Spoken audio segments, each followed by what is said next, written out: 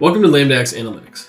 In this video, I'll walk you through managing dashboard permissions, including how to assign access, set role-based access for teams, and ensure compliance with security and governance policies. Permissions in LambdaX Analytics allow you to control who can view and edit your dashboards. To manage permissions, you open up the dashboard, click on Permissions.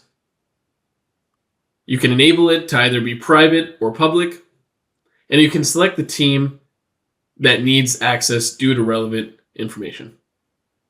Setting the right access level ensures data integrity while enabling collaboration. In large organizations, role-based access is key to efficient and secure dashboard management.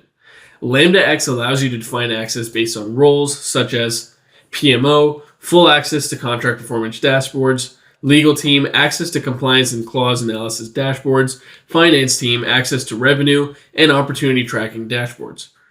This ensures each team has access to the data they need without unnecessary exposure to sensitive information.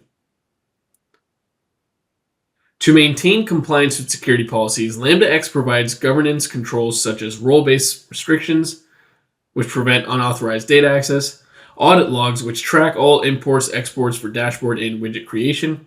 By following these best practices, your dashboards remain secure, compliant, and accessible to the right teams.